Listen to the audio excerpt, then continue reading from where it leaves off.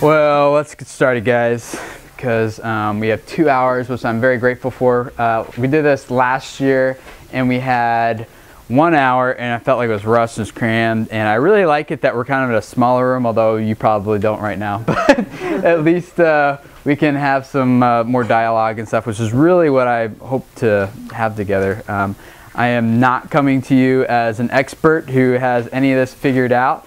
I think the only difference between you guys and me right now is that I've had a couple extra hours to think about this before coming here, so we're all learning this together. So I really want this to be, you probably hear that from a lot of people, but I'm like, I really want us to learn and talk through this whole thing. So let's make sure we, if you just want to say something, just raise your hand or just start talking or something. I'll shut up and we can just have a good time like that. So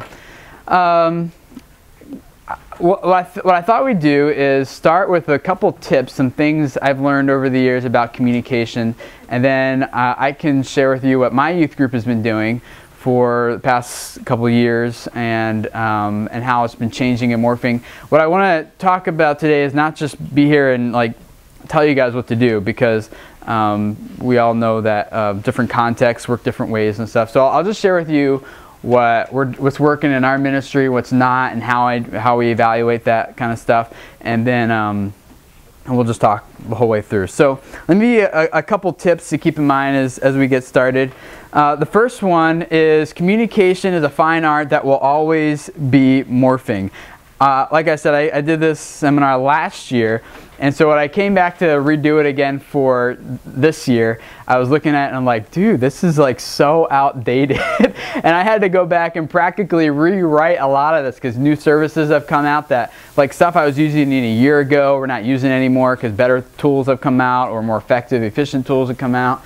So I had to like revise and update all it. It's all changing. If we can, it's real easy to look and see big blocks of how communication has shifted. Like you remember, like it's our printing press, and then you can jump to the telegraph, to the telephone, to the internet, and it's real easy. But what we kind of fail to see sometimes is the slow morphing that happens between those stages. And so even over the course of a year in my ministry, our communication has changed it as new technologies come out and people communicate in different ways. So it's kind of, if you feel like you're always missing the target, then you're probably right on. It's just always changing, and I feel like I'm always a little bit behind, and I'm still trying to figure all this out. So I think it's always changing, and keeping up with it can be a pretty difficult. So if any of you guys feel that way, like I'm always behind and I don't really feel like any of it's working, then we're together. Okay. You guys want to find a. There's like a few spots right there in the front if you want them. I like to stay in there. Okay, cool. You good, Terrace? Okay. Okay. This is really important. I think you really need to always evaluate your communication methods. I'll admit this, what I used to do is I would come to a conference like this and I'd hear someone say stuff like this and some stuff we'll talk about, and I would just write it all down and I would just copy it, and I go back to my ministry and expecting the same results that the speaker had, and I try it and it just doesn't work, and I feel like a failure, like what's wrong with me? I can't do anything right. And it's not supposed to work that way. So when we give you some of these like ideas and tips and suggestions for this, it rarely works as a carbon copy from one ministry to another. So we always have to be evaluating what's working, what's not working, and I'll share with you guys how I evaluate what's working in my ministry and how I track some of those things. When I was working at a church in Texas, everyone had BlackBerries, so I could send out like a mass email to all my youth leaders, and within an hour I'd have a response back from everyone. It worked great. But now I work in Minnesota, and just geographically the communication methods up there, like not only do most people not have smartphones up there, but if they have email, they check it like once a week, and some people don't even have email. So I got up there and I just had to totally rethink through everything of how I communicated with people in Minnesota. So I hope that some of this here today will help you guys evaluate some of those things and how it'll work for your ministry context. Come on, Mac. Okay.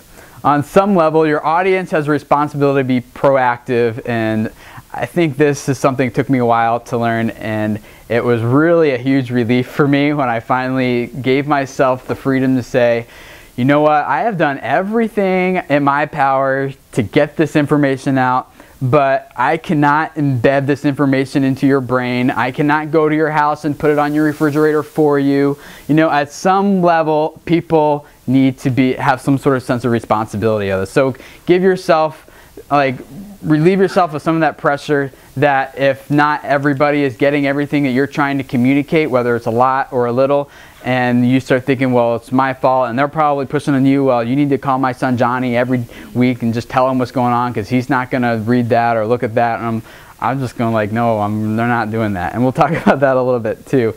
But relieve yourself of some of that pressure that it's all your responsibility, and if people aren't getting it, it's all your fault. And I just think that's a really unrealistic expectation.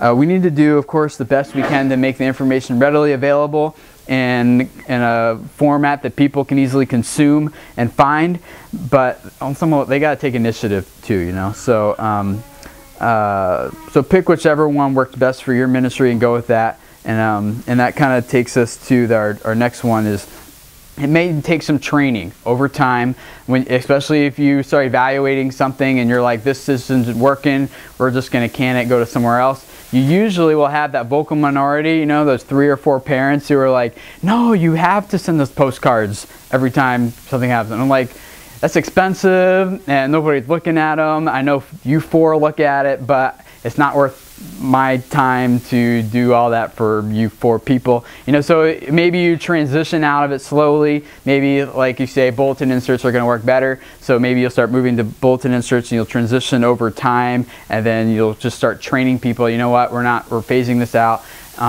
I have people still in my own ministry. I've been there for a couple of years, and they still come and say, well, how come this isn't happening, or how come you're not communicating in this way? But the youth pastor before me would always get up in front of the church every Sunday and just kind of do the youth news from the church in the church service. Well, our church has grown, and that's not really feasible anymore, but people still want me to be up there. And I'm like, no, we're not doing it anymore.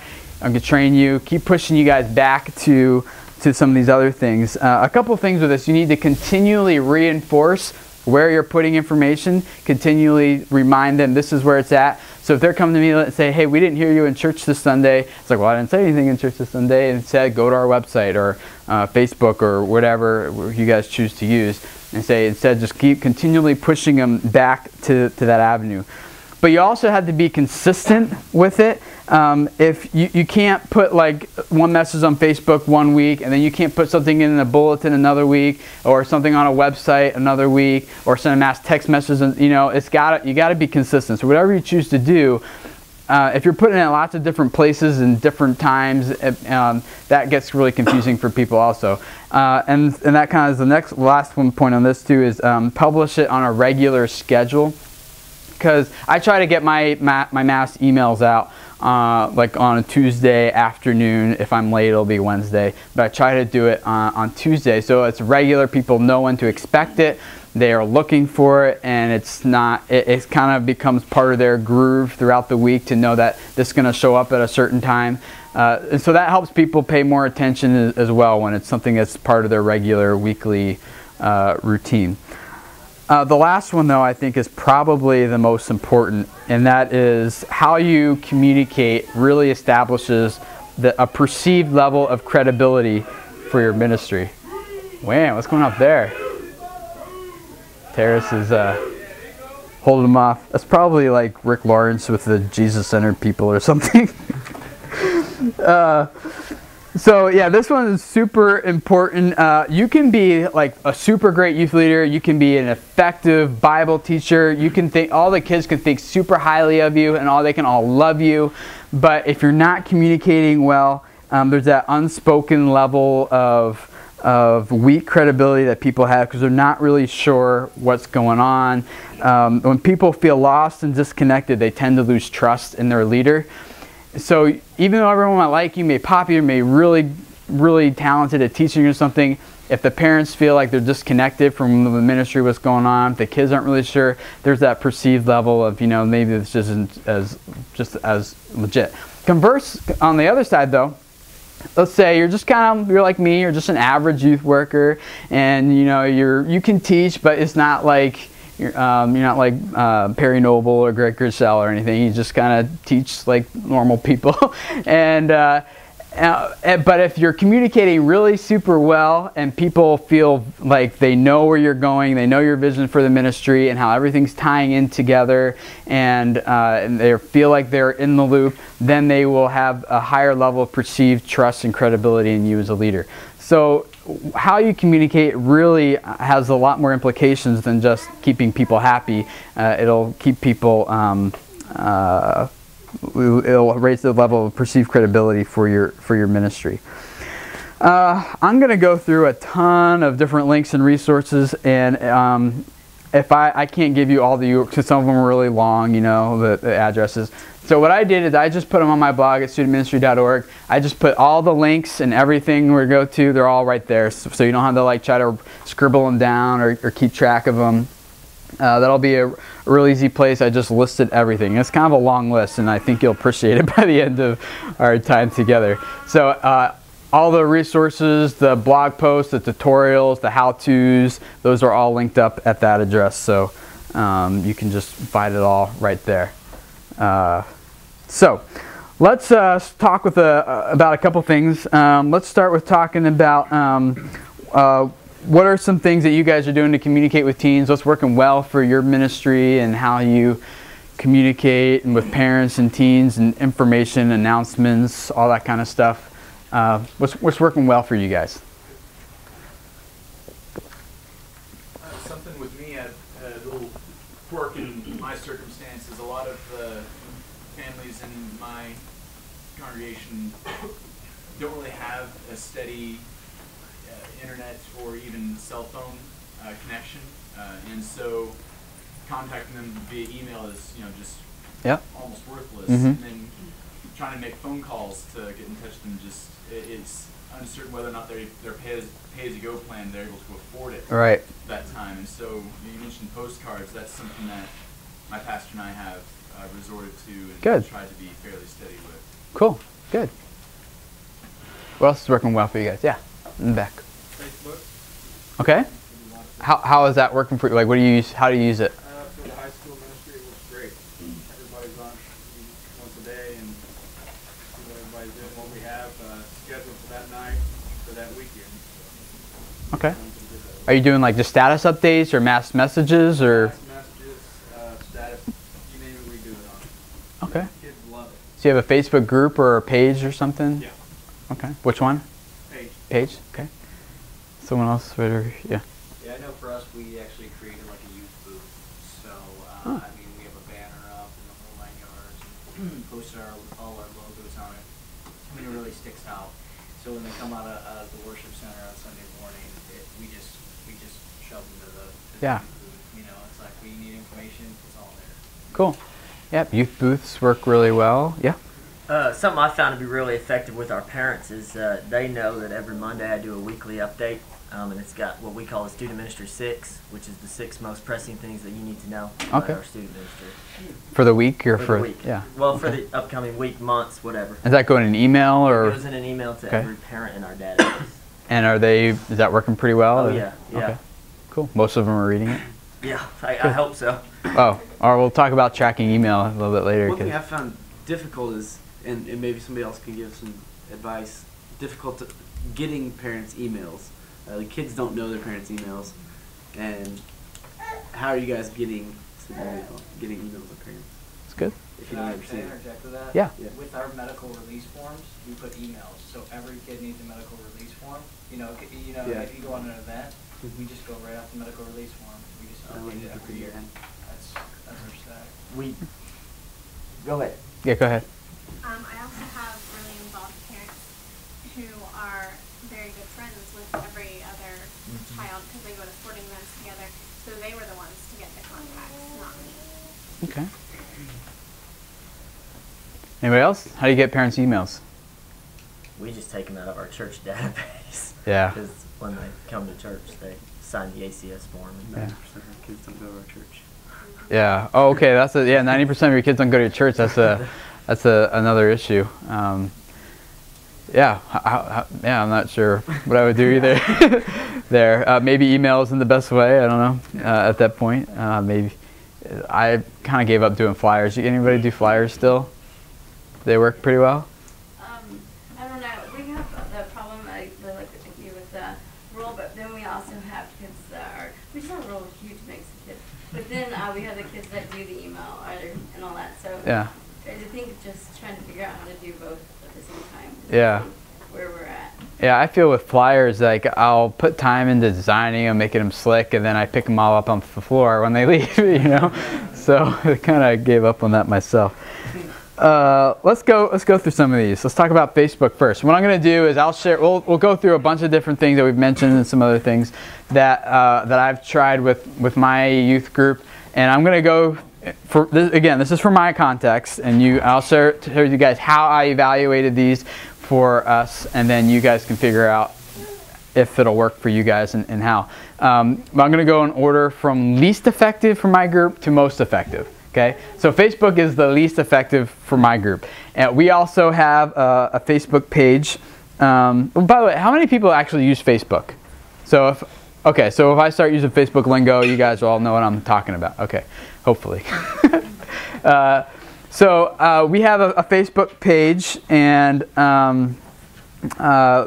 normally the idea is you create a page, and again, the link for creating a Facebook page for your ministry is right there. So if you want to know how to create a page, you just go there. So you create a page, you invite all your kids to join it, and then you use it for sharing youth group pictures and videos and discussions and sending out mass messages, things like that.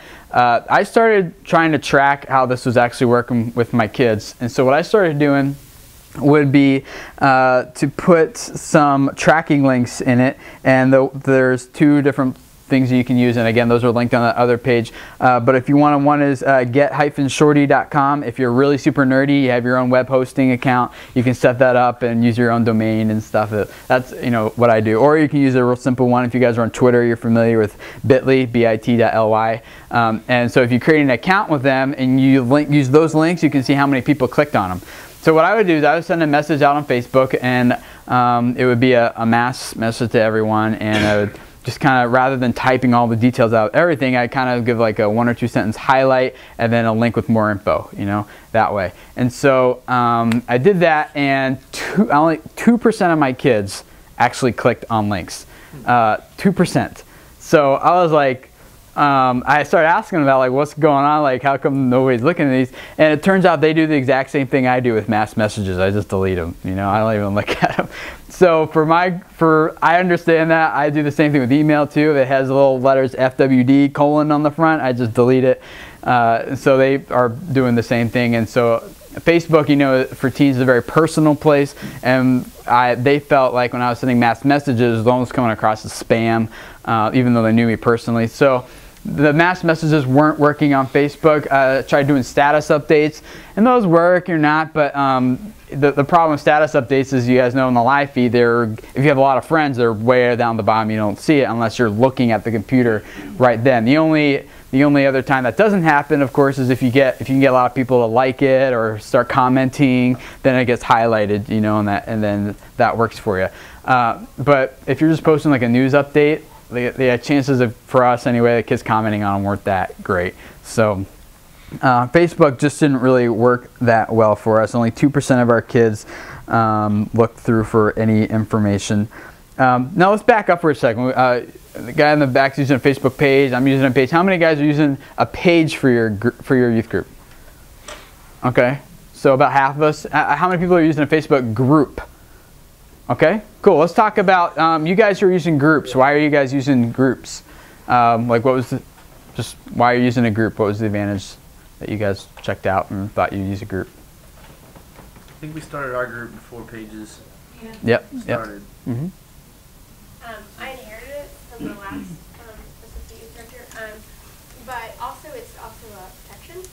Yeah. So Mm-hmm. people There's privacy levels you can do there. You can't do with Pages. Yeah. You do it invite only or requests or something. What else? People are using groups. All right, Pages. One of the things that I don't like, I started out with a group and moved to a page, is that when you do, the mass messages, it's more updates that are sent with the page, right? Mm-hmm. And where with the group, you can actually send it as it goes into their message inbox. So I don't know how that would track. Mm-hmm. There's you guys familiar with the difference he's talking about between? Because if you send an update, you can send an update to a group and it comes up in their inbox and also their email. Whereas on a page, it just shows up in their little updates, right? Is that what it says? No, it's the sidebar. I'm drawing a blank. Man, what's it called? No, it's not the notifications. It says on the sidebar, it says like updates or something real generic that you wouldn't ever really click on otherwise, It says like 85 all the time that I never click on. Yeah, 85. Yeah, so I'm glad you're not in my youth group. But Pages for mass communication don't work as well if you actually wanted to go to their inbox. But like I said, either way, when we used to have a group and I migrated to a page.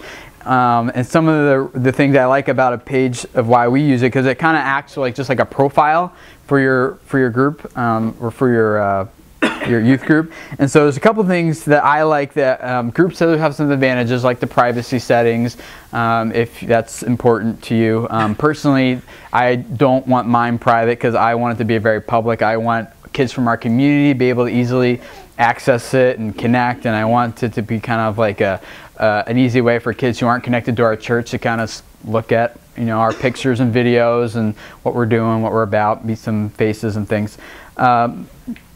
So, and the messaging thing we talk is an advantage of groups also. But with Pages, you can add different Facebook applications, and a couple of the key ones that I use are the YouTube app, because I post our announcement videos, we'll talk about that later, on YouTube, and that's in there. And I also use RSS Graffiti, it's called, and that'll import like anything from an RSS feed. So now if you do notes, like on our website, it's a WordPress website, and so when I type in an announcement news post, it automatically takes the RSS feed. And you guys familiar with how Facebook will automatically import that? So that was that. But there's other things that I sometimes want to import via RSS, so I'll use that. So that's an advantage. One of the cool things is when I'm out on youth trips, I'll constantly be snapping pictures, taking videos, and posting them to our Facebook page, and parents love it. Like we were in New York City, this is a couple of years ago, and we had just done this mission trip thing, and one of the guys who was leading our trip, since our team, he said, was the best team they ever had, they're phenomenal, he wanted to treat them to Phantom of the Opera on Broadway. And so he bought tickets for our entire group, but we weren't sure if it was going to happen, so I posted that, we're thinking about doing this, and the parents in Minnesota were getting excited about like, oh, my kid's gonna go to Broadway to see like Phantom of the Opera, even before our kids knew about it, So parents in our ministry, they just sit there and keep spamming F5 on their keyboard if you're on Windows, I guess. It's refreshing the page over and over to get those videos. And in fact, when we went on our last trip last summer, I actually made it so that it took some technical weirdness to make it work. You can't do it through Facebook natively, but I made it so that all of our kids throughout the whole trip could post pictures and videos from their cell phones about what their status updates. And so it was really cool, especially when we got back home, that the kids kind of have this running log diary that they could look back on and remember everything and all the details and the fun times, and it kind of became like an online journal that they collectively did together, which is really cool. And again, like I said, the parents love it. They want to know their kids are safe and all that kind of stuff. Some pages also integrate into Twitter.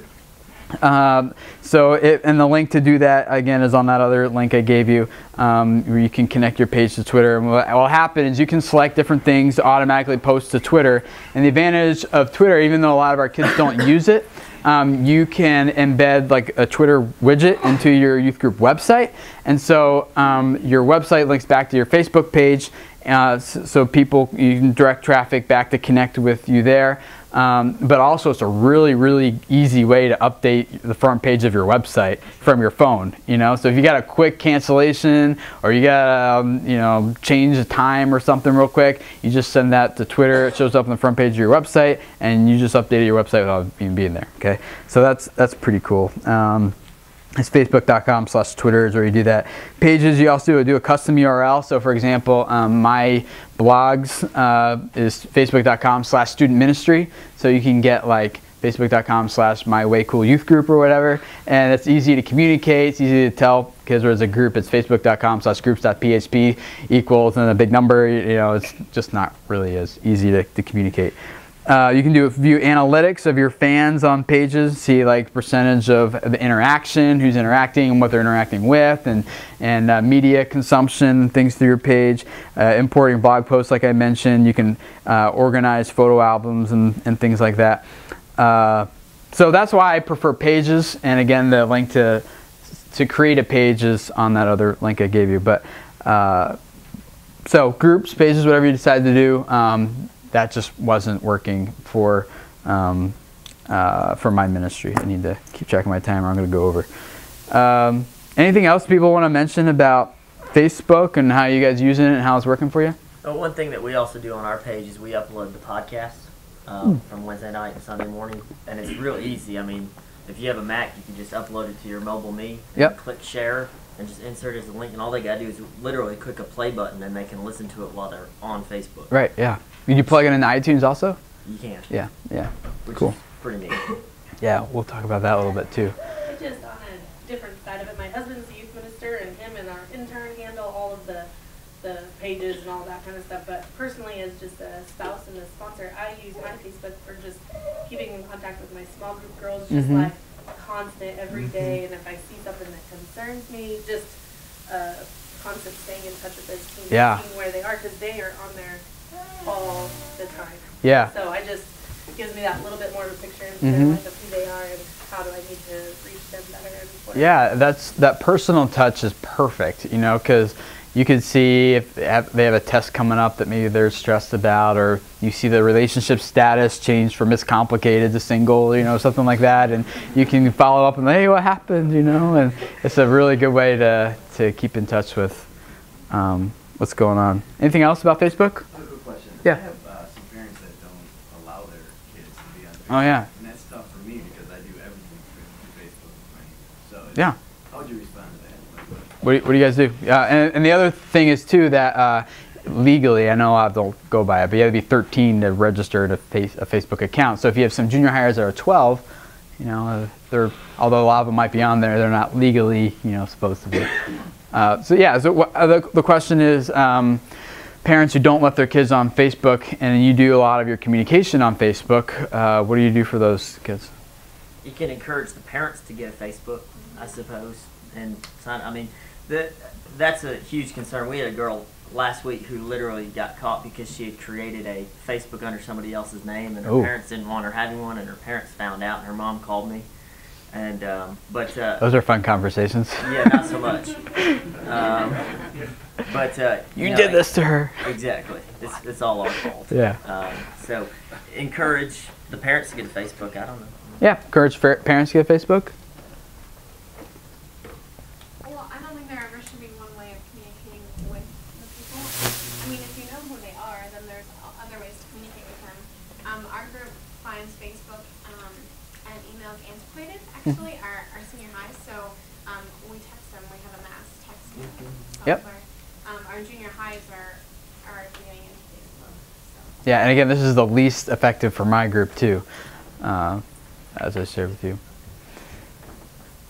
Cool. Did that help at all? Or what I did, I had a mom who wasn't saying I'm not letting my kid on there, but they said we're going to let her on, but what do we, like, we're not sure how to go about. And my general advice is usually just say, yeah, when your kid first gets on there needs to be some accountability, and you tell your kid, you know, show me I can trust you, and we're gonna share I'm gonna have your password. I can check it whenever I want, just so you know that. and the parents do that, and then maybe after a year or two they've proven to be trustworthy, then maybe the parent just creates their own account and they just have to be friends. And then yeah, imagine that. And then maybe once they get older, they've proven trustworthy, then you say, okay, you can have it on your own. But I'm not really a big fan of just sending kids full force just to, you know, I think there should be that accountability myself, and you can disagree. I'm not going to make a big deal of that. I don't really care that much, but that's what I think. Second, or least effective, is email. I've heard that a bunch of times. So how are you guys using email lists to distribute news and announcements and whatever to your parents and teens through the week? We use ours more for communicating with the volunteers. Okay, yeah, communicating with volunteers. Yeah. I'm sorry? Eye contact. Using eye contact. Oh, eye contact? Okay. Yeah, I think both of these have different audiences. Like Facebook, my primary audience there is mostly high school kids, because like only half the junior hires can be there legally, and so that tends to be mostly high school. Email for my group tends to be mostly parents and youth leaders. Is that true for most of you guys? Yeah. Anybody have email as working for their high school or junior high kids? They don't check them. No. It's so full of junk. You know, I don't want to get off on this too much, but one of the reasons I think email is becoming less and less effective with teens is that they want their communication to be instant. You know, like a text message. It's they want it to be just like pulling a trigger on a video game. It's instant. It happens. There's effects, and it's just done. You know, whereas email, you got to go back. You got to remember to check it, and it's full of well, adults, you know, they're just full of spam and junk and marketing, and they just don't really want that. And unfortunately, Facebook is becoming that way. In fact, the #1 growing demographic on Facebook are women between ages of 55 and 65 years old. By far, by 800%, you know, last I saw. So a lot of teens, I think, are now kind of moving away, because you know that's the trend in youth culture, is that the teens do something and it receives a lot of criticism by media, and we'll remember that back to MySpace, and when it was like privacy concern to post your picture on Facebook or MySpace or whatever, because people start stalking you, whatever. So it comes on a lot of criticism. Then the criticism fades and it becomes kind of more commonplace. And then as it becomes more widely and generally accepted by everyone, by that time the teens are ready to move on to something else that will receive criticism. It's happened, you know, Elvis, you know, it's happened with Green Day, you know, it just happens, and that's just the cycle of youth culture.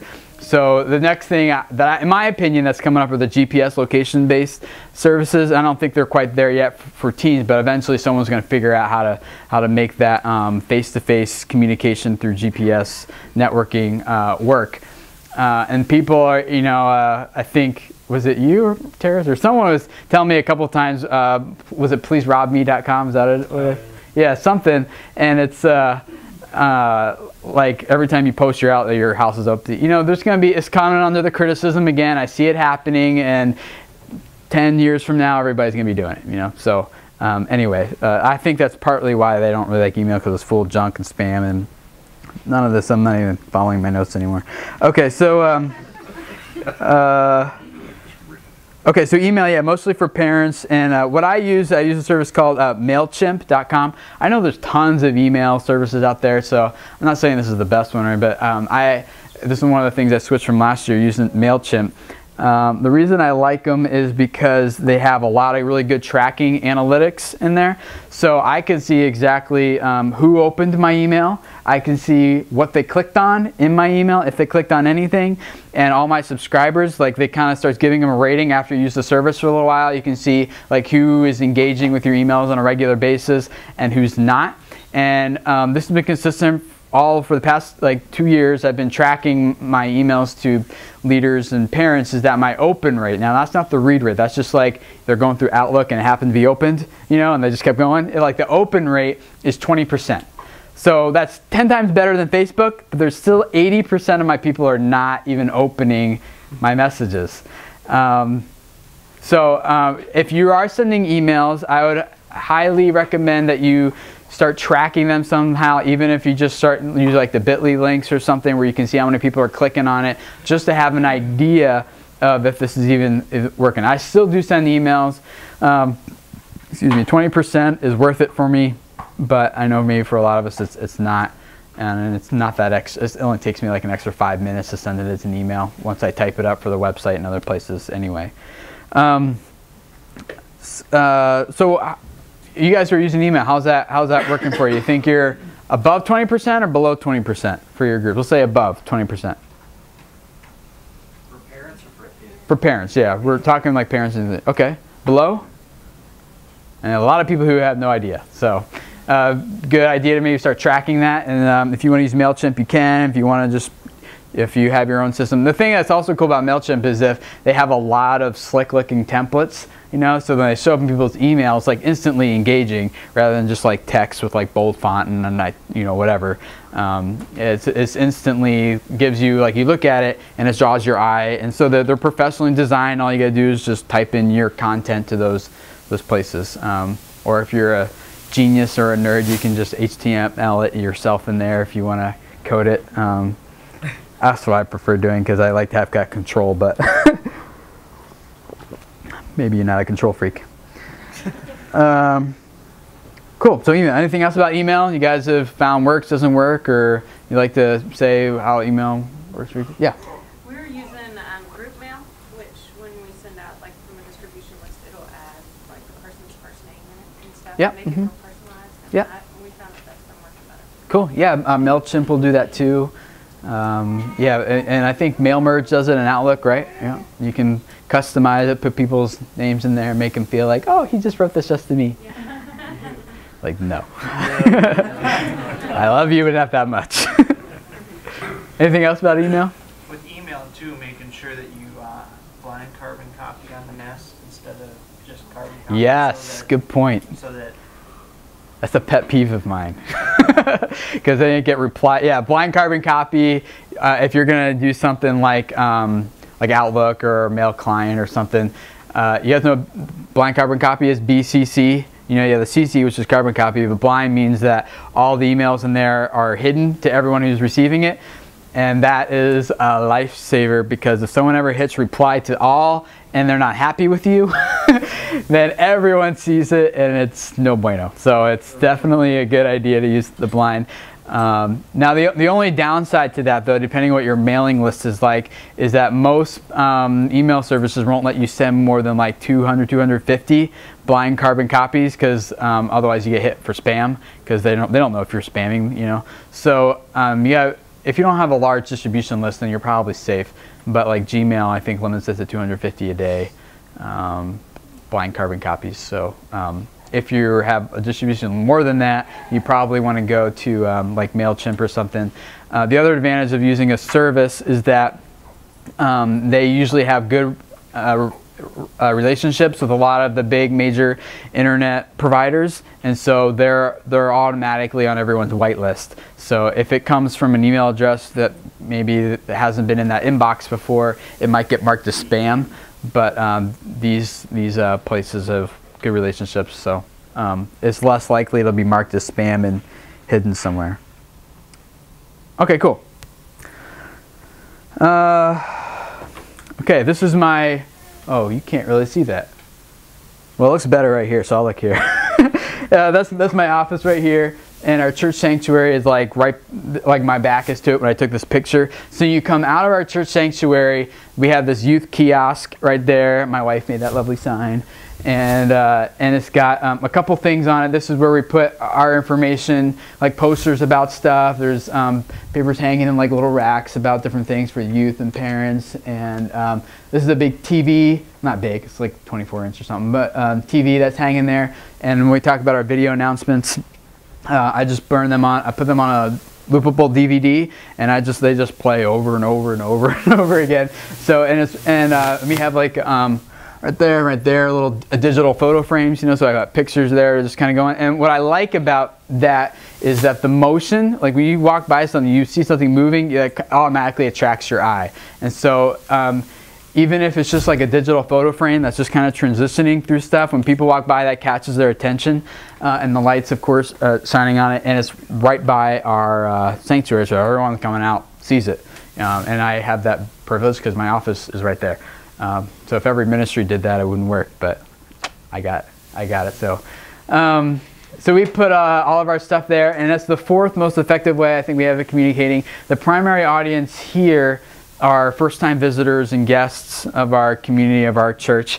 So there's a lot of general information. This is also where we put sign-up lists and newsletters, visitor info sheets, youth group pictures, like I said, flyers, handouts, registration form, brochures. That's kind of where we put like the general stuff. So I heard someone said they use like a kiosk info area also. How many of you guys are doing that?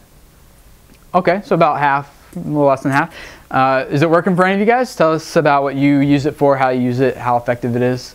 I know for me, I really don't use it for sign-up sheets. I found that that's kind of been effective for me. Okay. But I just use it for raw information, like just to guide people there, like newsletters and stuff, and calendar of events. But for sign-up sheets, not so much because it just seems to get lost. Yeah. Yeah. Okay. So not so much for sign-up sheets, but for other things. That actually, I had that experience at the beginning too, and that going back to the you need to train people, continually push them, and be consistent. That it works now for us, but for the first like year or so, it didn't. I had to continually remind people the sign-up sheets are here, they're here, they're still here, you know, and eventually they kind of catch on. So, Ours yeah. is pretty basic. We just are getting ready to revamp it, but I think our primary target audience would probably be like parents and like other church people, because our youth group, we actually meet at our youth center downtown, and so our kids that are there on Sunday mornings go to Sunday school to see it. But so we do like our parent release forms, our medical release forms, and we have information calendars, that kind of stuff. But and then we have like our teacher studies, that kind of stuff. But cool. I would say our primary target would be our parents through that. Okay, primary target parents, good. Anybody else? I just kind of it blends in because every other ministry does it too. So Yeah. I need to figure out ways to make it pop, like motion pictures. Yep. Digital photo frames are relatively cheap, you know. Now, the one problem I did run into at first was trying to figure out how to do sound, because video announcements aren't effective if you can't hear the announcements. And so we couldn't really have a speaker system like right outside our sanctuary, you know, and it's right in the foyer, main foyer hangout area. And so during services, we have 3 services, and when people are in there and it's quiet out there, like it's super loud. But as soon as everybody comes out and the services are kind of switching, it's so loud in there you can't hear it. So I wasn't quite sure. We thought about, you know, you go to Best Buy, they have like the speakers up behind you. We thought about doing that, but that got real expensive and complicated really fast. And so we were like, that didn't really work. And the problem with this TV is the speakers behind it actually. It's just like a little cheap TV. And the speakers go down these stairs, and so under this, there's a big room under there, and you can hear it clear downstairs in the other big room than you can right in front of the TV. So, well, we just to give you a tip, if you have something you want to do, what we decided to do, it's been working well, is we hooked a headphone splitter up into it, and we got like these little wires that come in, and well, they're not on this picture, but they just hang right on that wire frame with a little sign, you know, they'll listen, put them on, then hang them up when you're done. And I zip tied them to the wire frame so that the kids just drop them. They don't pull out of the TV and all of a sudden, bam, you know. So that's been working well for us. That's what we've been doing. Anything else with kiosks or info tables? Along with the in-house stuff, bulletin inserts. Let's talk about that while we're here. That's kind of and the tracking method for this. There's kind of hard. It's hard to track it. But the main way I have is knowing how many papers I put out and how many are still there later, you know. So roughly based on how often people are taking papers and signing out, I just kind of put it at number 4 most effective for us. But bulletin inserts, how many of you guys regularly have stuff in your bulletin? A couple of you. All right, that again is the same primary audience for us as first-time visitors and guests. It tends to be more general information. Well, the bottom half of it is always general information, and the top half is more specific stuff for parents who don't read, the 80% of parents who don't read my emails and stuff like that, I guess. So anything you guys do with special with inserts or tracking those or how they work? Or? Well, I mean, the thing we found with the bulletin inserts is that our bulletin is like becoming a book. By the way, ours too, yes. Like there's 8 inserts in there. Yep. So does it work at all? I don't even read our. And the own font keeps bulletin getting inserts. smaller and Yeah. smaller, and I it's just mean, like text, text, text, text, text, I text, don't text, even text, read the text, bulletin anymore. clip art. Yeah. Yeah. So what we've done with our bulletin is because of that, we've started color coding the youth announcements. Mm-hmm. So that way, as you're walking through there, you know, and all this junk don't matter to you, you just grab the youth Yeah. bulletin, so you know which one's you instead of these 12, they're all white. What color did you go with? Well, I'm sorry? What color did you go with? Bright Yellow, bright yellow. Yeah. Cool. I've marked it that color, it's mine now. Isn't yellow the excitement color, or no? No, but it Oh, works okay. for us. Okay, cool. Were you gonna say something? Yeah, we have like family church mailboxes that we Mhm. stuff with whatever, and so we can kind of control who gets the flyer rather than just Yeah. giving it to everyone, no matter what their age is or whatever, or if they don't have kids. Yep.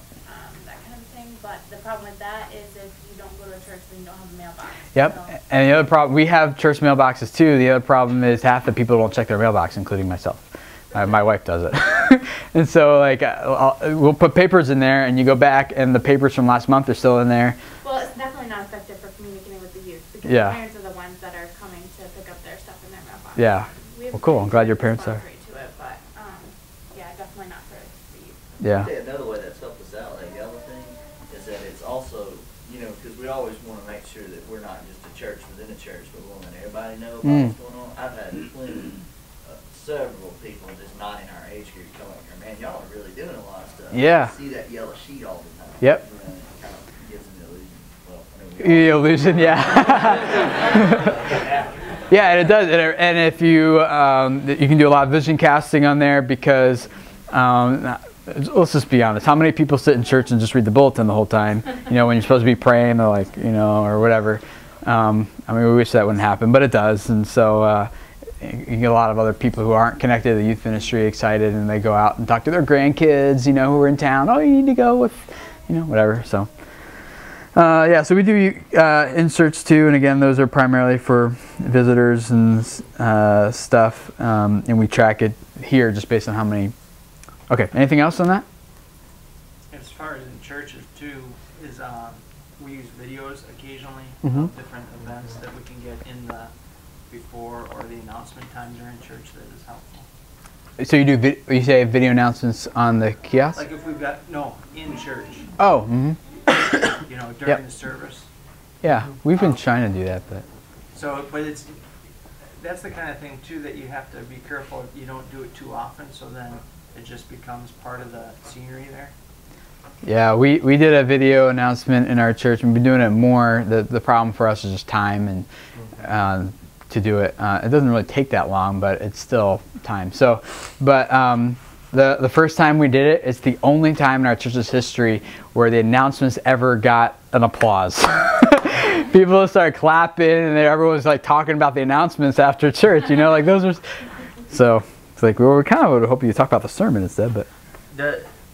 Does anybody use pre-service announcement slides? Like, do you think they work? I mean, we put them up there, but I don't know if anybody looks at them. Yeah, pre-announcement slides. Different events, like when we have snow camp or like that, and then like for weekly programming, there's always Yeah. a slide for that. Yeah. So I mean, that's one of those things that's hard to know who sees it, but I mean, it's. The problem I is think it nobody does comes help. to church on time anyway, so they Right. miss the pre-service. And before, like, we would like for them all to sit and bow and start praying and meditating, you know, beforehand. But it's, yeah, for us, everyone's just talking, and you got to start playing like through a whole song before people start sitting down and start their conversations. So. I've seen some churches that do that with like during offering, like when the plates are being passed. And I'm like, what else do you do during offering? So I actually kind of liked it. I was visiting, and I was like, well, hey, that's cool because it's not like communion time where you're reflecting, but like offering, you're like just waiting past the plate, and so it's kind of cool to just see what's going on at the church. When the plate comes by for me, I'm always going, ouch, ouch, ouch. Just be honest with you. It's hard. Is there a way that we can loop the announcements on that video? Yeah, how to loop the announcements. The way I do it is, well, are you a PC guy? You use Mac? Okay, good. So I don't know how to do it on PC.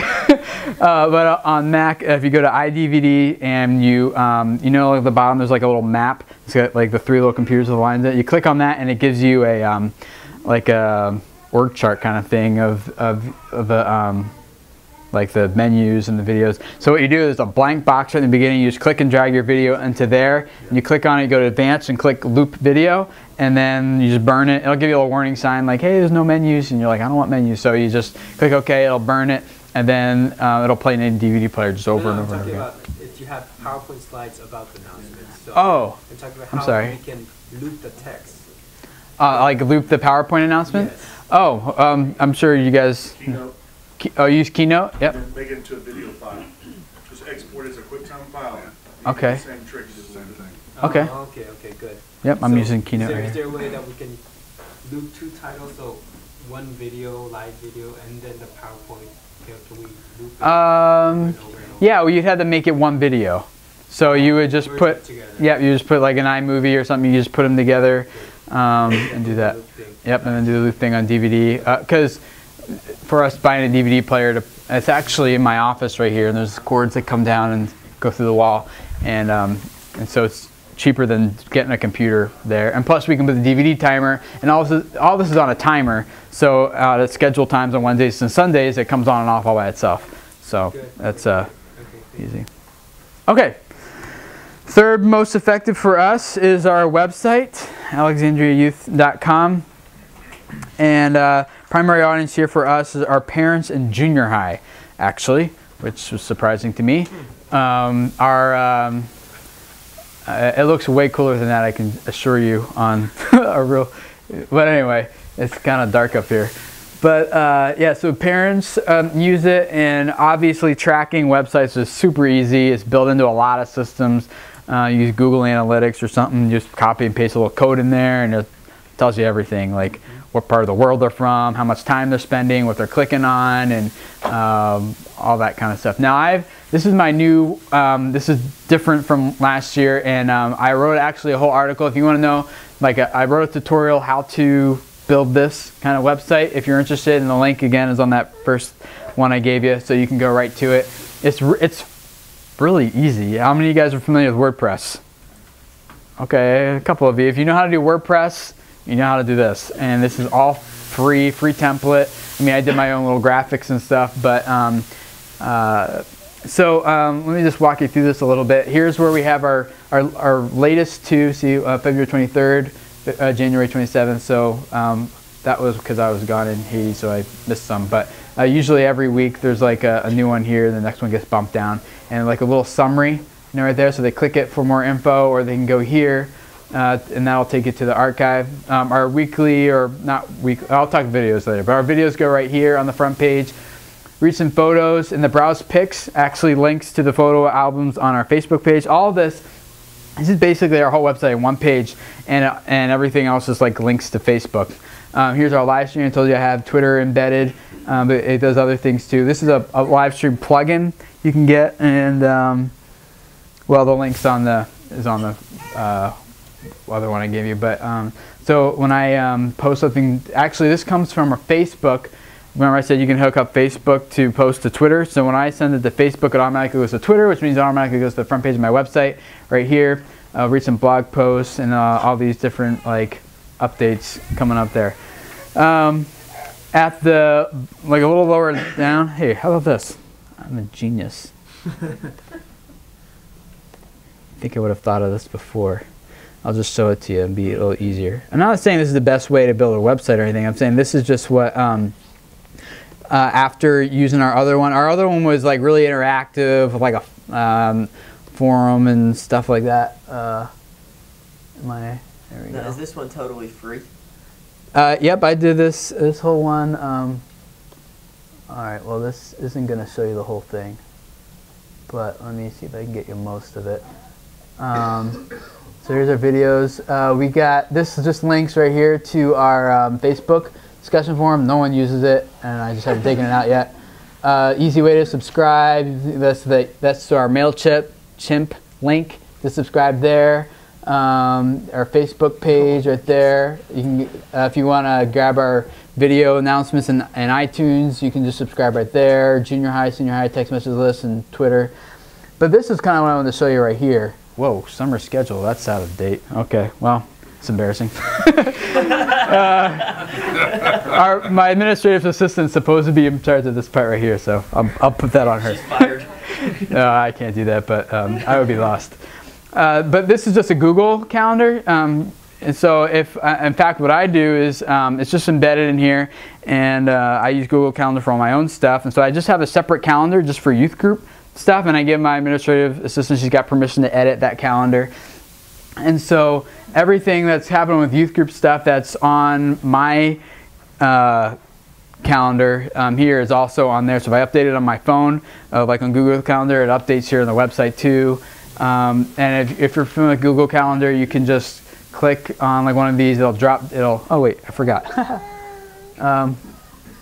So it expands, gives you the description, the time, and if you want more details, you can also just click on a map if it's at if it's a small group at someone's home and a visitor's coming, they don't know where it is, just click on map and you can get directions right to it and everything. And so you got like different views. But this is Google Calendar, works perfectly. It's not, I mean, it's free. We just embedded it right there, and this will go to the actual calendar. So that's kind of how what our youth group website looks like. Archives, a little bit about us, which is the same as right here. It's kind of like a summary of our vision of what our ministry is about. Subscription links, calendar, and music. I basically put an online music library because all our kids, we had Interlink for like 10 years before I got there, and all the kids would like take CDs and just copy them to their iPods and rip them and stuff like that. And I was like, that's not cool. So I just actually put the whole thing online, and the kids can make their own playlists and listen to music, and they got to be approved by me because it's only for our youth group, but that's what that's for. So yeah. You were talking about with email how youth culture favors instant communication, and here obviously this isn't sending something directly to the youth. It depends on them coming here. Have you been able to develop a culture in your youth ministry where youth do steadily come and check in on this? Yeah, and it's hard to know exactly which people are, but I can see that there are people doing it, and based on feedback I get, that's why I think it's parents in junior high, because if I post like if I have a typo, like a junior high kid will tell me right away. So if I post like a video, like a contest or something there, like my phone starts going off a couple minutes later from junior high kids. So I never get that, like senior highers never comment on anything here, but the parents in junior highs do, so I know that they are looking at it. I forgot, you brought up a good point. So when I, these updates here are actually, this is the email I send. So I'm not adding a whole lot of new content. So what happens is I'll write up the stuff, and I'll publish it on our website, it'll go in MailChimp to email, and my administrative assistant then takes it and summarizes it and puts it into a bulletin insert. So even though it's like 3 different ways, it's all the same content, just distributed in different ways. And of course, this will then feed right into our Facebook page. So I know it sounds like a lot of different ways, but it's really just one update, one place, and then it distributes to all those multiple places. So it takes me, like, to be honest, like an extra 5-7 minutes after it's done typing to push it to all those different places. Through the WordPress site, are you able to connect them to forms that they might need to download? Or yeah. Any kind of registration site? Oh, well, probably, but I intentionally took the registration off the website because it was actually creating, it was more complicated than I wanted it to be. The way we do signups now for us is you're signed up once your money's in. So rather than like sign up and we got to follow up with you to make sure you get your first deposit and then nag you for the next part, it's like, if you want to go, get your money in, you're on the list, and that's all there is to it. So we actually don't do it online. Can you like upload a PDF permission form? Yep, like what I had, oh wait, it's on my screen. Like on the calendar here, whoops. Like right here, like this is a PDF, it's just a link you can download. If you wanted to you could put like maybe a page and put like forms, and then just put all your forms as downloadable links on there or something. We don't have any on here, but you could easily do it. Again, the tutorial of how to do this is all on that first link if you want to know. So I'm not saying this is the best way or this is what will work best for your group. I'm saying this is what we tried the whole community interaction thing. Everyone shifted to Facebook, so we're like, let's just join them there. So everything here, well, not everything, but like these pictures and the live stream, all that just links back to Facebook so we can interact there. Have you been there long enough to be able to track, kind of see, you were saying the junior hires use it a lot. Does it translate over and they continue to use it when they become 11th graders and 12th graders, or does it fall off after that? That's a good question. Youth group phase, and now, okay, I've done everything youth group now. Does it, you know what I mean? Yeah, I don't know. I've been at my current church for about over 3 years. And so I haven't seen a whole grade go through. I'm just now seeing the kids who were at 7th grade when I got there are now in high school. And so far, it's only the 9th graders that do seem to be interacting here and such too. But like I said, all this usually plugs into Facebook because where the high school kids are too.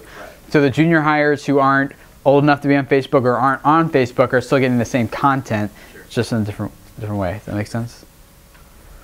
So, who's got a website for their youth group, and how's it working for you?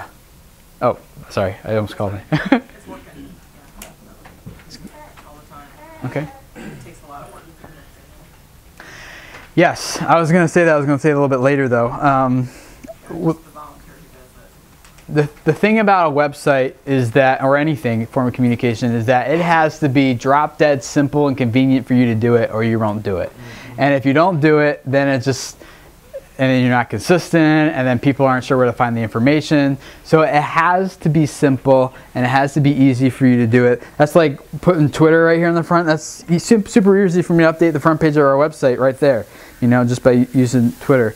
So if you do a website, I would say before you hard launch it, which means before you publicly announce it, everyone do a soft launch first and just do it yourself for a little while to see if if this is even something you're going to be able to keep up. Because what happens if you're like, yeah, we got a new website, you start training everybody to go there, they start going there, and after like 4 months, you're like, oh, this website's it's always breaking and it's always going offline, or I'm screwing up links and I forget it's not worth my time. Then it's kind of like you're not being consistent and it's hard for people to follow where you're putting stuff down. So just do it on your own for a while. I like WordPress, but I'm familiar with it. That's what I use for my own blog, and I've been using it for a long time. So it's easy for me to use it. I'll do it. I wasn't going to do this, but I'll do a little shameless plug here. I've had a lot of requests from people like, hey, can you build us a website just like this for our ministry? This is what we want. And I always say, no, I can't do that for you because I don't have that kind of time. But what I did do is I started like a little side business, this ministrywebsites.biz. And it's not using WordPress. It's using a proprietary content management system that, in my opinion, is just drop dead simple, easy to use. And it's like, I don't think I linked it up on the other one, but ministrywebsites.biz, and it's like click and drag. If you want it here on your website, you just click and you just move it there. It's pretty simple to use. It's not free though, but it's because I have to license it and all that kind of stuff. But that's not what this is built on. But for people who are looking for something just really simple, that's easy to use, that's one that I kind of started on the side, so for what it's worth. Anyone else using websites, and is it working? Is it not? Or how do you use it? Use iWeb. iWeb, okay. For you, that's if you have like Mobile Me or your Mac. That's we kind of embed. You got to have a Mac for that to work, though. It's great. I love it. Okay. What's that system that you said was drop dead simple to work? That's mine. I mean, I feel a little bad like doing that, but everybody else does it. Ministrywebsites.biz. I'm not here to promote myself or anything, but I'm just trying to help you guys out. I'm not gonna say that because it's like something I do on the side. That's why I started it, because I really think it is that simple and that easy. And there's video tutorials that'll walk you through everything there. If you do have questions or whatever, so. You can sign up for a free 3-page website. So if you just need something simple, you can just do 3 pages and just keep it for free. How does that work with, say your church already has a website, and then how would that work if you want to start your own youth website with that, with your program and stuff? yeah, you wouldn't have to necessarily start a new youth site. I have, but you could just do a youth page, you know, on your like ourchurch.org/youth, you know. And so that's my 2 churches ago in Texas. That's what we did actually. So the churches and the youth were kind of integrated the same. Now I had a different design and layout and everything for mine, but it was still part of the church's website. Gotcha.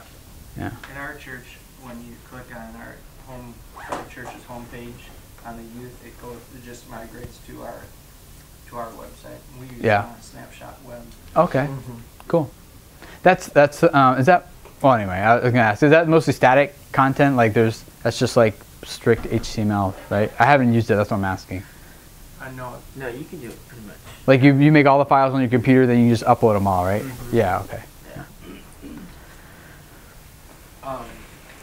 In my context, I'm probably like a lot of people who get to do the church website too. Just 'cause Yeah. You've got, you know. You get to do it, is that what you said? But I just, as a failure thing, I use WordPress now, which I like, and it'd be worth your time to learn it. Cause once you learn it, it's really slick and easy. But like, don't use like Microsoft Publisher and some of those kind of things, because we felt like I found that like it looks fine in Internet Explorer, but Firefox, it does the dumb stuff, and then Safari, it does even worse things to it. And with all those different browsers, like using things like WordPress make life a lot easier.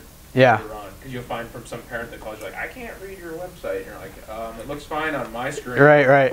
And it's different screen resolutions. You know, like you saw, like my browser didn't even fit in this little box, you know, on here. So, yeah, that'll make a difference.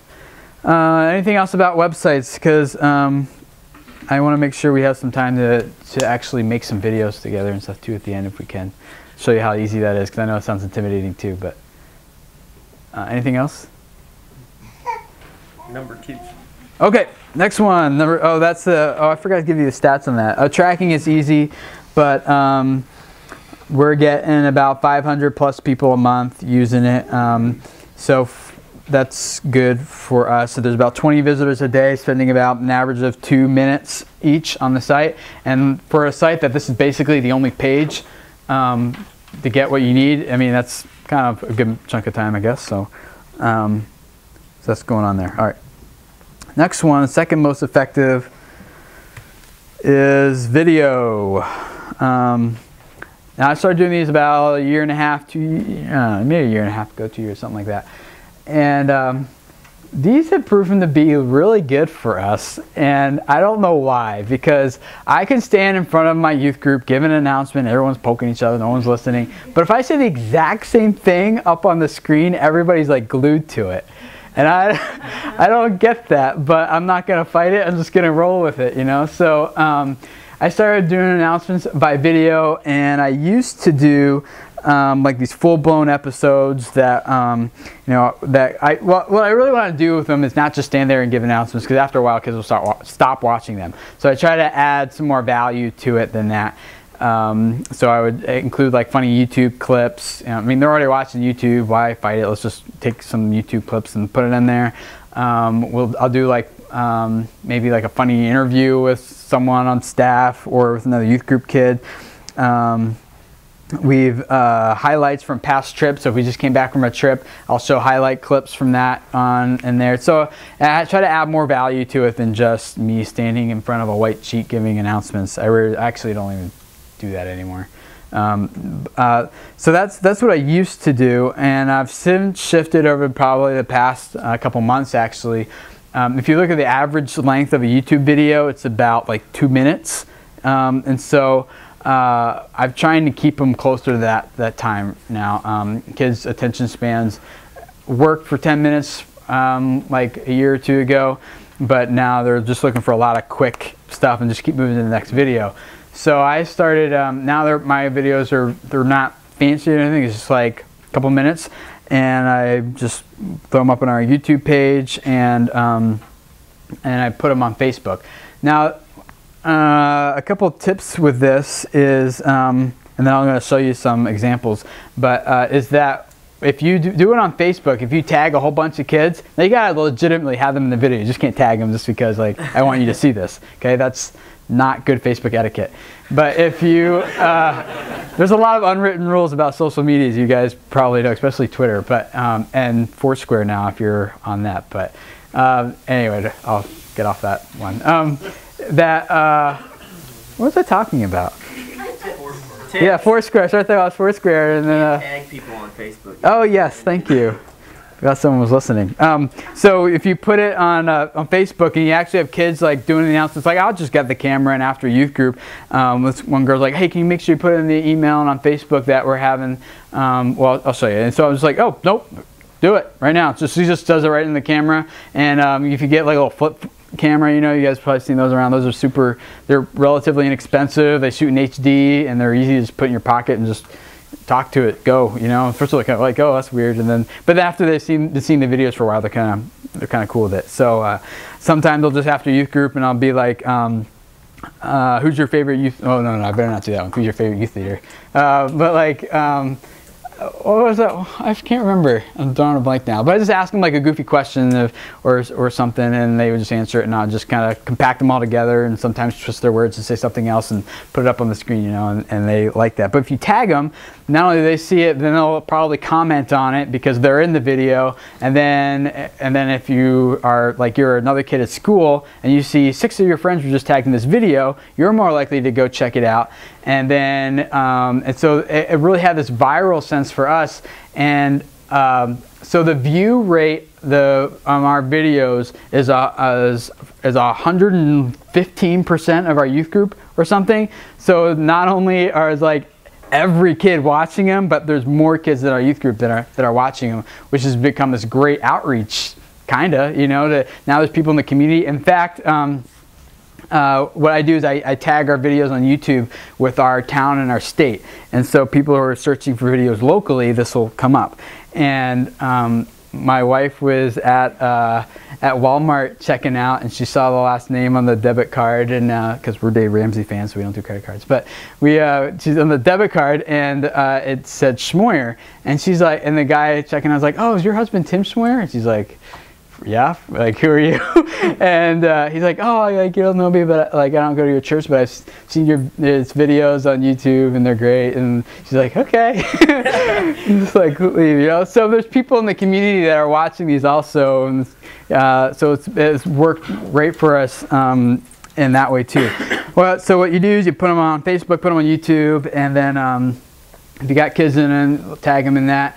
And then I also make a mobile version in iMovie. It's real simple, just export mobile and I add it. The place I use for putting it in iTunes is blip.tv. And the reason I use that is because it's free. And again, I really like simple, and if it's simple, I'm more apt to do it. And so I just upload it to Blip, and then there's like a big link there. Oh, you only got to do it once. The first time you just like submit to iTunes, you answer a couple questions, and then from there on out, anything you upload to your Blip account automatically goes to iTunes. So I like it there because kids who have iPods, which is like how many of them? All of them, can now automatically just click subscribe and sync it, and every time they plug their iPod into their computer, it automatically syncs our videos straight to their iPod. So when they're in the gym or riding the bus or hanging out with friends, they can watch it right there. It makes it easily accessible in a content medium that they'll watch. So I'll show you a couple videos that, well, not a couple, they're kind of long. I'll just show you some clips, and then some creative stuff. We have this little intro. I got a cooler one now. Oh, by the way, you can download that intro for free off my website. Well, it says Youth Group News more generally. Great stuff for you this week. Guess what happened? The most amazing thing happened. My little girl, she's only 10 weeks old, Hannah, but she can talk. She just learned to talk this past week. In fact, I even got her to share some news with you guys for this week. Listen up, here she is. Hi everyone, this is Hannah Schmoyer. My daddy is letting me do the announcements because I just learned how to talk this week. For all of you cool junior high kids that go to the journey, listen up. Okay, you don't need to hear the announcements. This is actually really simple to do. This took me about 5 minutes or so. It's blabberize.com, and again, that's linked up. And really all you do is you upload a picture where the jaw is kind of like straight. you just draw a line around the jaw, and then you just start, like if you have a microphone in your computer, you just start talking, and it just automatically goes with your voice. It's super simple. The tricky part, it's not really that tricky, but to get it off of the computer and onto a video, I use a screen capture program. If you're on Mac, I use iShowU, and if you're on PC, someone recommended Cam Studio, and they're free. How do I turn myself off now? Okay, that worked. Oh, that did not work. Okay, whatever. So I use a screen capture. What you do is you draw like a little box on your screen of what you want to record, and then you hit record. You start talking. So that was actually, that video of her was just in a website, and I was just recording just that part of my screen. So it was, it doesn't cost anything. It's just, so I just talk, or actually that was my wife talking. Cam Studio. What was the Mac? iShowU. Cam Studio is I, and then show, and then letter U. Cam Studio, I know, is free.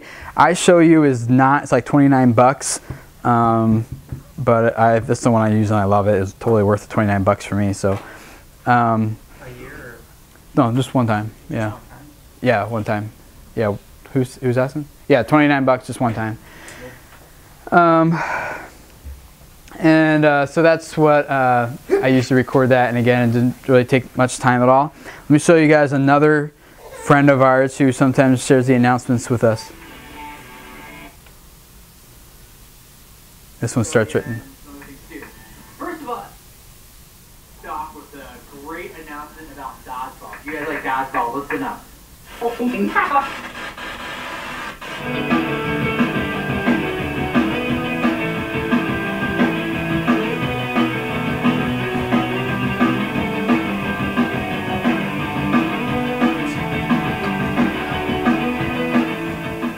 Hey everybody, I'm so out of breath because I've just been playing dodgeball. Those people were chasing me, and I think they were hitting me with hard balls. They weren't even using soft ones. I need a break. Ooh, I'm so tired. Well, you guys know what? We're going to be playing dodgeball against other youth groups here in our community in Alexandria. It's going to be so much fun. I just can't wait because, you know what? It's like... All right, that's kind of embarrassing. This guy is free. He's like an electronic puppet, and basically you can download him at crowdcontrolgames.com.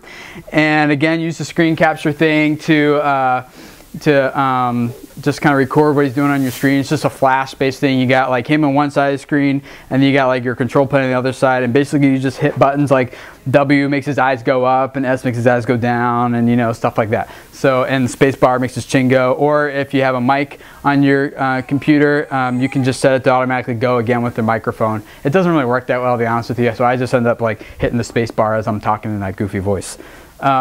So that's free. Again, that's not really that much work to do, and Did you do that screen capture? yeah, screen capture for that also, and keeps kids engaged. They like it, and they'll laugh at me, but they still love me, so it's okay. They can laugh at me. What did you use to do the overlay with the text? That little Oh, that was iMovie. Yeah, I wrote a couple tutorials about actually step-by-step tutorials with screenshots about how to do both of those different ones, and those tutorials are linked up at that first link I gave you, so you can find those easy enough and actually go through it step-by-step if you want. There's also some other things that I actually wrote down everything I use for making videos, so if you want to see all that, like the cameras I use, the microphones I use, the software, the equipment, the process, where I get like intros, like that dodgeball, I just got that off YouTube. And so if you want to know how to even get videos off YouTube to put them in a video, like all that is linked up. Also on that first link is a tutorial I wrote called using video to communicate youth group news. So, and then that intro, that little yellow thing, just real quick. I made a generic one, like it just says youth group news or something like that, and you can download that for free and plug that in the beginning of your videos if you want. That's also linked up. So yeah, we put it in iTunes, try to add more value to it. We tag kids on Facebook, and I said the statistics on it were very high. I try to do contests in them sometimes, and like a couple of different contests I've done, like show a picture, look at that picture real quick, and then show another picture, what's different between them, you know, that kind of thing. Or I'll say like third person to text message me after you watch this video, whatever, that kind of stuff. I don't know, so things like that, and I know the kids are watching because like I'll post a video in the afternoon as soon as school lets out, my phone starts going off, you know. So they're working pretty well for us. But like I said, I'll do full-blown episodes now. They're just kind of really short, and like 2 minutes or so, and so we try to keep them real brief. Now the other thing with Facebook is that, you know, you can just record your video right into Facebook. If you have like a little like webcam or something on your computer, you can just click record. You get up to 20 minutes, sit there and talk, and you can do that, and then just click done, and it's right there on your Facebook page. Easy. So it doesn't really take a whole lot of equipment. If you do that, I find it works best if you keep them under 30 seconds for those quick type of announcements and things like that. So, okay. I have a question. Yeah, good. Do you think it's worth to kind of recruit some students who can do this with you and for you, or yeah? I mean, sometimes reliability, not liability, how reliable they are. Yeah. Could be an issue. It could be, and I personally don't like. We just did one video for the entire summer once, and so rather than doing it every week, we just did one big summer one because our church actually, for our community, for our context, works best that we cancel all youth group and Sunday morning, except for worship services, but Sunday school, everything is canceled. We don't have youth group through the entire summer, and I can explain a lot more why we do that. But so rather than do it every week when there's not a whole lot to announce and communicate, except for like our big like mission trips and camps and stuff like that, we just do one video. So that one I will get teams to do, but the rest of them I just do it myself. And now I know some of you guys maybe aren't familiar with video. We'll show you a little bit how easy it can be, but you're probably thinking, oh, I don't have time to do like a video. It looks like it takes so much work, and I'm not really sure what to do. I would encourage you to just try it, because if you feel like it's going to be valuable for your youth group, because the first couple of times you do it, it will take like maybe all day, okay? It will. I'm just being real with you guys. It will take a while the first couple of times you do it as you kind of figure things out, get the system down. But now for me to do like a 10-minute video, I think takes from beginning to published takes me about an hour and a half, 2 hours. Now it's still a big chunk of time when I can write an email in about 15 minutes. But if an email is only read by 20% of my parents and a video is seen by 115% of everybody, that extra time is worth it to me to put into that, okay? So don't be discouraged. First couple times it takes a while. I'm just telling you it will, and then after that it'll get easier as you get your workflow down and kind of figure stuff out. So is anybody, I heard someone mention videos, and how are you guys using videos to communicate, and how are they working for you? Mm-hmm. We do have a video ministry both for our high school and junior high, and kids, we have a group of high school, about 8 boys who do it, and junior high about 3 boys who do it. Cool. And they pretty much make a weekend of it almost every weekend. Nice. Reliability, yes, is a problem. Yeah. For the most part, they get it done. Ours are a little long. They run in the 8-minute range. I'd Okay. like to get them shorter, because I think they're just putting too much pressure on themselves. So that's the Yeah. And they're fun. Like you start getting, you want to go longer than 8 minutes because there's like, you're right. But other people are like, I know you're having fun, but I'm not, you know. But they do mainly, they will go out and shoot the video of them hitting each other with the ball. Yeah. Yep. Fun. Cool.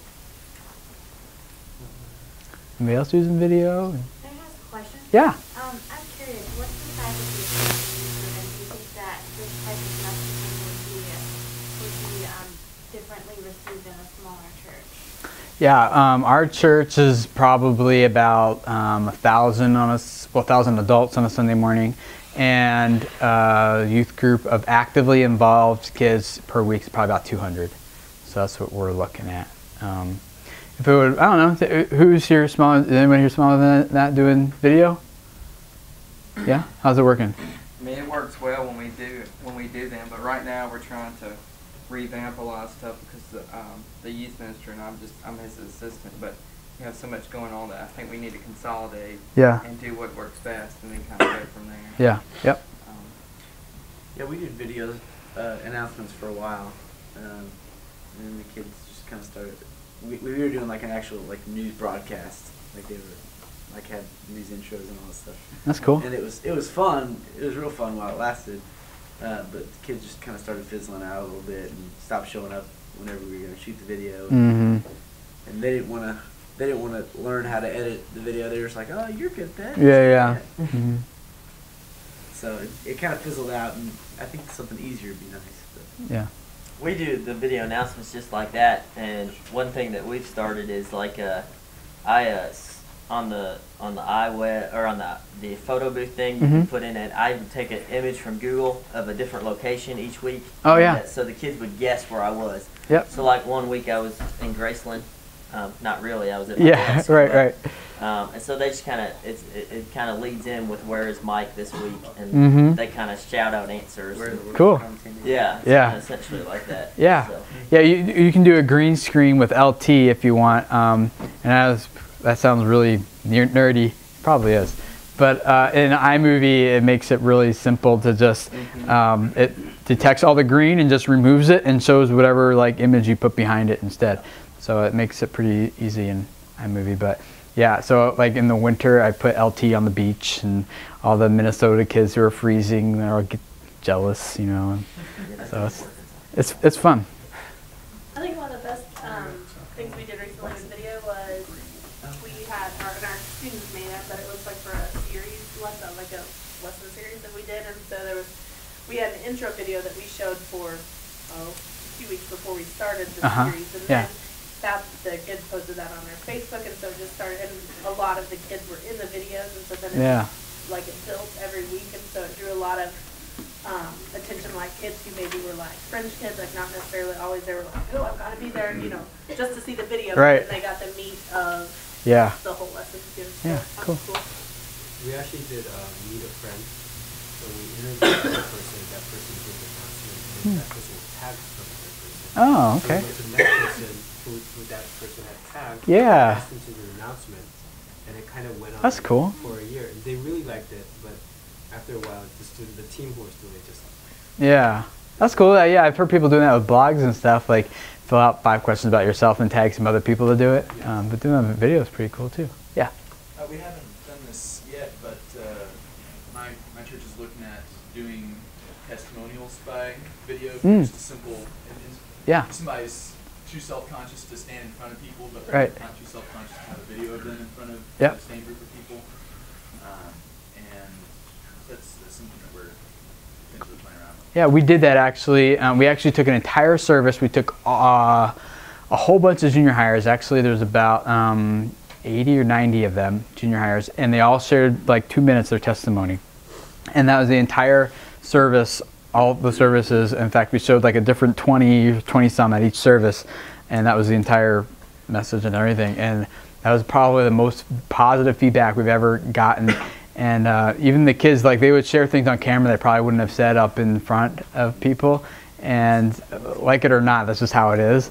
And so like a lot of the adults, their eyes were really open to a lot of stuff that's going on with these kids, and it was a really good service. So we do it every year now. It's really cool. All right, anything else with video? Questions or comments? How you guys use it or anything? Okay, number 1 for us is text messaging. You knew we were getting there eventually, right? Yeah, so what am I supposed to say here? Our number 1 audience for that is high school kids, and is by far our number 1 most effective means of communicating with mostly their high schools. Not all of our junior hires or parents are on the list, but it's definitely, it's not our most widely used, or I don't know how to say it, like it's not the biggest distribution list we have, but it's the most effective statistically of user engagement. And so, because everyone who gets a message, like they check their text and they read it right away, you know. So that works really well for instant responses. I have linked up on that other page a blog post I wrote that's just tons of different ideas for using text messaging in your youth ministry. Some of the ways we use it: for last minute event reminders, event cancellations, especially last minute ones work really well for this.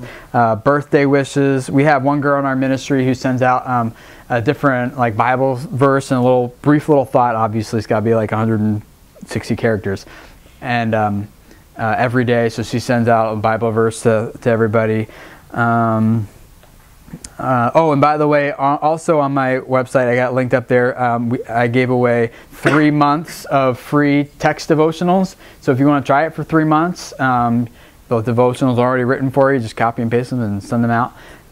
If you want, so you can download those. Those are linked up again. We do contests and quizzes and polls, prayer requests, praise reports. I often use it to tease the upcoming lesson that's coming up for the week. And I get actually use it a lot to get quick feedback from kids about an idea or something that's going on. So it works pretty well for those things. Kind of like using status updates on Twitter or Facebook. There was one time when the school was closed for snow, and you imagine that doesn't happen very often in Minnesota because it's like it snows in October and then it's there till like April or May. But they had a lot of snow, they closed it, and so I just sent a mass text message that said, first 3 people to respond to this message, my wife and I will take you out for lunch for free. And so it's really good for my ego actually, because like my inbox like blew up with like tons of people responding. These kids bored, stuck at home for the day, you know. And so we took the first 3 and went out. So I know that they are checking them like pretty much instantly, because within a couple minutes I had like a ton of responses like, pick me. It was like, oh, you're number 17. Sorry, too late. You know, so it is really effective for us. We use our text messaging service. We use as TextSignal.com. It's also the same thing as Simply Text. So either one of those, you can use them both. And in fact, the owner of that company is actually here. And I think either later today or tomorrow. Oh no, right after this, I'm going to go meet him. The owner of that company is here, and he gives a 10% discount to ministries. And so if you can sign up for 30 days for free and then just try it. If you like it, you can. It's not that expensive. It's pretty cheap. I'm trying to think, like the entry level one is. 30. It's what? 20, 30, and 40. Oh, 20. That's right. It went up to 20. Yeah. So it's $20 a month, and plus you get like 10% off of that. So it'd be like $18. So it's we've been using it for years and love it. I can queue up messages like while I'm in Haiti, or I was gone last week. I just like all the announcements, I just queued them up, send a certain date and time, and then they just automatically release. So you can do that. I have different groups. I have like a senior high group, a junior high group, and we have like a devotional list, and it's really good. So I just recommend it. If they send a message back, does it come to your phone or does it come to the? It can go both. Yeah, either or both. I have it sent to both. So if they reply, it goes both to my inbox on my account on the website, and it also comes to my phone. And then if I'm out on the road, I can just write right back from my phone, and it goes to them. Now the other cool thing about it is that those messages go through that service. So if your church is worried about like not privacy issues, but like you want some accountability there for like if you're text messaging a girl or something like that, then like who's always texting you or something, if you go through that system, it keeps a log of all like everything. So I don't doubt it would hold up in court, but it's something, you know, that you could show to a pastor or parents, or like, no, here's the exact transcript, you know, on this third-party website of how the conversation went or something. So it's good for accountability if that's something you think. TextSignal, TXT Signal, SIGNAL.com, or Simply Text, either one if you want to support Simply. It's the same thing. Now, do you know what service they're using for the polls in the main system? Yeah, and they're using polleverywhere.com. You know, the reason I know that is because I've used them before, and they're using the same number for the keywords. So polleverywhere.com. That one's they have a free. Theirs is free for up to 30 responses. So if you only want to get like a short number of responses, it's like if your group's smaller, then that would work perfect. Otherwise, the first paid one starts at $60 a month, but you can cancel it at any time. So if you just want to sign up for 1 month and then cancel it, you can. Yeah. So yeah, text messaging. What do you guys? I heard some people say they use it. How often do you, on average, how often do you send out text messages? couple times a week. The Bible study go out every morning, and then I probably send a couple a week myself. So I try not to spam them too much, but yeah, probably I usually most them for like lesson teasers or reminders is mostly what I do it for. Yeah, so that's a good thing. You can have several users go into your account and use it. Yep. And then also you can set up different groups. Like you can have your students, you have your leaders, you can have your parents, and you can just text them that individual group, or you can text an individual through there too. Yeah. So it's really nice. Exactly. Yeah. Do all these different groups require that you know their carrier beforehand? This one does. Yes, this one does because it actually uses short emails is how it works. It doesn't cost any data or anything to your, and that's actually how it works. So you have to put in you have their phone number and their carrier to sign them up, and then. Do you use like an opt-in for like the devotional stuff? So I mean, if you have a new person, you say, hey, do you want to get text messages? If they're getting something every day that's devotional, so do you have different groups? Yep, they can opt out. All you got to do is reply with unsubscribe or remove me or anything along those lines, automatically remove. Or you can go onto our website and the same link you used to sign up, same link you used to unsubscribe, and it's super easy to opt in and out. So I don't have to maintain, and a lot of times like I don't have every kid's phone number in our youth group, so if I need to, I just go into our text message list and look them up and give them a call, so it works great. It's like, kind of like a database that way for us too. Anything else about text messaging? Yeah. I had a question about just in general, everything your top 6 has all been email, internet. Are you doing any printed materials anymore? That was what I was going to go to next. So no, you're good. You're right on it. Anything else about text messaging though before I move on to some of the printed stuff? Okay, you go ahead first. Okay, I was just going to ask, did you say what the maximum, what is there a maximum? For, well, from your phone, like if you have a BlackBerry, it's 200, 250, I think, to send like one, like if you put like a youth group list on your phone and just use that if you have unlimited texting. But on here, or on Text Signal, it's depending on which account you have. So it's what? It depends on. Yeah, so I think, I can't tell you what it is off the top of my head, but. The highest one is up to 1,500. Yeah, 15, and then you can get custom ones after that. There's a lot of schools and universities using this service. There's medical emergency response teams that use this service, so it's pretty legit. They can handle a lot. So. I use broadtexter.com. Okay. And if you're a smaller church, maybe that might be and that's free. Yeah. Cool. Broadtexter, yeah. Anyone else have any stories or things of ways you've used text messaging in youth ministry that's working well for you guys?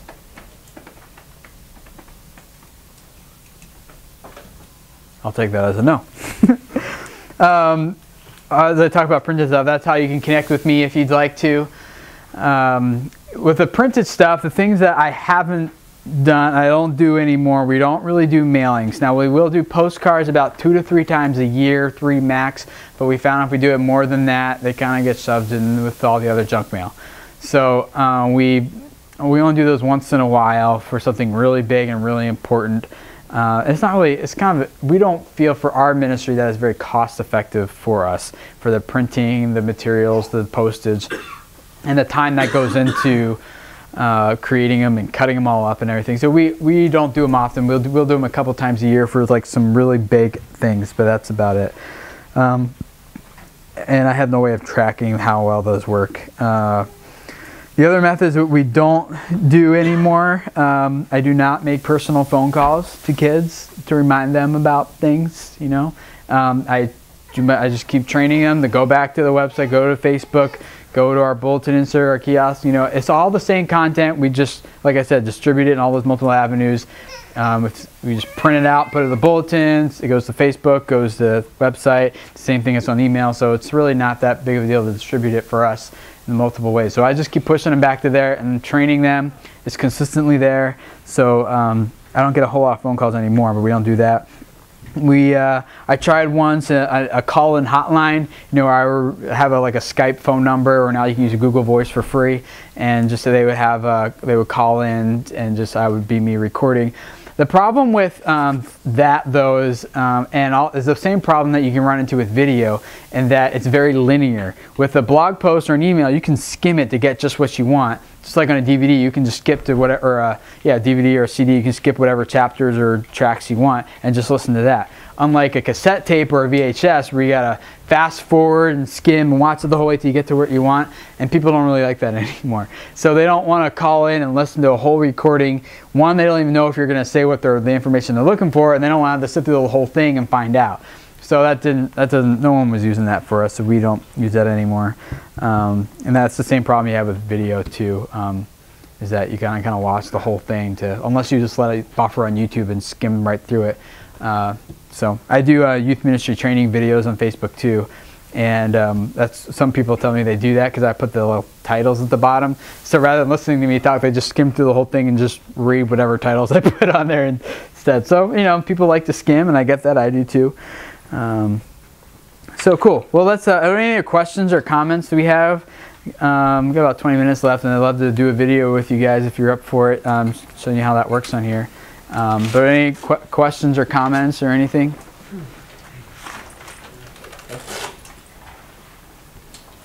Nothing at all? Yeah. So I was just curious how you train your adult leaders, volunteers to communicate with your students. How I train them to do it? I let them do it in whatever method works best for them. I have a couple leaders who just text them all the time. I have a couple who will call them. There's some that will message them on Facebook, and some that don't do anything. So that's kind of how that works. So I guess I don't really push them to one avenue or another. Just as long as you're making contact, if it's at a game or if it's just whatever. There's one lady I know really likes sending cards, so she'll do that. So I don't push them to one specifically. Would it be valuable to do a video? Is that something you guys like to see us do real quick? I can, if somebody wants to do an announcement video for their youth group real quick, we can just do it here. If anybody's interested, if that's helpful. If not, then, you're free to leave. That's all the content I have for you. But if you wanted to see a demo of how to make a video real quick, we can do that as well. Do it.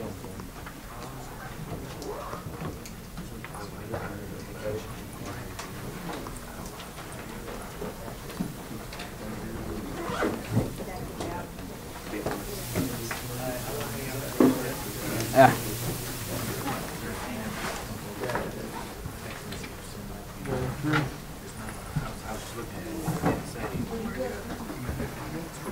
This is iMovie for people who aren't familiar with it. We'll let people who need to leave go. What year do you have?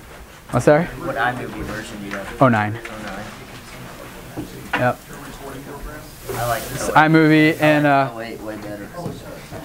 who wants to do a video for their group? Thanks. Oh yeah, sure, no problem, man. Yeah. All right, I'll just show you. I'll show you how it works real quick, so we don't take up too much time. Let's basically, I have all these different transitions over here. So what I'll do is I will just take, let's just take this one. Oops. And I'll just click and drag it over to the timeline here. I'll give it a background, like, which one do you guys like? Let's put it under water. Okay, and then I'll just type here, come to small groups, okay? And so what we see there is I'll just play it, and it just does that. See how it's the motion background, and then it's probably a little long though, so let's change it from 4 seconds maybe to like 3 seconds, okay? Whoops, I'm going to change this to 3 seconds. Okay, so now that's kind of boring just to watch by itself. So let's add some audio to it. And what I like to do is I have all my tracks listed by time. So that's only 3 seconds long. So I'll come down here to like the 3 second tracks, and let's see what we got here. That's boring. There we go, that works. I'll just click it and drag it to the beginning. So here's our intro. All the audio comes with iMovie, so it's yeah, it's already embedded in there. So is it in the background and yep. Transition and everything? Yep, it's all in there. So in fact, I'll probably make that a little shorter so it fits with the audio. It's like, FreePlayMusic.com. yeah, you can also go to, and that stuff's all linked up on that original post I gave you too, with iStock and Revo stock and stuff. So you can purchase royalty-free things so you can publish it online without getting into legal trouble. So that's our intro. It took like 3 minutes to make. And then I'm going to record me, or somebody else want to come do this? This is kind of weird for me. All right, I'll just do it. And I'll just add this to my SWMC demo. Say, hey guys, come to youth group tonight. We're going to have a great time talking about Song of Solomon and everything you need to know about what we got to say there. So we're going to have a good time. And actually, you need to check out Song of Solomon before you come. Make sure you read the entire book, focusing on chapters 3 and 4. Find some good stuff there, and we'll see you tonight. See you guys later. Okay? Pickup lines. So you just record it right there. I'll click done. And see, now here it is right here. The lighting's not good in here, but... Is a rounded goblet. So, so I got that. And what I'll probably do is I'll add a transition, maybe like a fade to black. So... the beginning and at the end. Whoops. This is going to make you all want to buy Macs now, isn't it? And then they're pretty amazing. Let's add some audio. How long? 19 seconds. So let's go up to 19 seconds. What's this? Oh yeah. That's perfect. There we go. And but I want the audio to be a little quieter in the background, so that's called ducking. Reduce the volume of the other tracks to maybe 15%. Let's make it 20. Whatever, 21. Okay. So here's our video.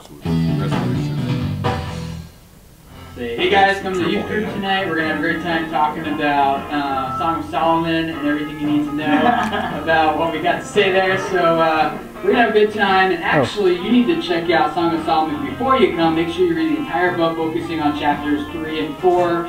Find some good stuff there, and we'll see you tonight. So, see you guys. Okay. So I'll make a chop off that little end there. So now you can't, it's so dark up there, but you can kind of see what's happening, I guess, get an idea. And then what I would do is I can just, now my video's done, I just made it, so I'll come up here to share, and I can send it straight to iTunes, I can send it straight to YouTube here. I can just export it myself, which is usually what I do, and it gives me a couple different options. I can't do HD because I didn't shoot this one in HD, but you can just select where you want to save it to. And then you just upload it and you're done. So that's literally like just how you saw me do it with the little iSight webcam. That's really that's how I got started doing it. And I wouldn't go out and buy lots of equipment, get a Mac, but I wouldn't get like, I wouldn't go out and buy like some big video cameras or anything. Yeah, a flip would work fine. So it's easy. Where do those flips usually run? 150 for a 2-hour one. Where do you get them from? Amazon's where I go. Yep. Yeah, thanks guys. Any other questions about that? I mean, if I had other videos, I would just come in here to import movies and find them on my computer if I got it off YouTube or something, and just throw it into my timeline down here at the bottom.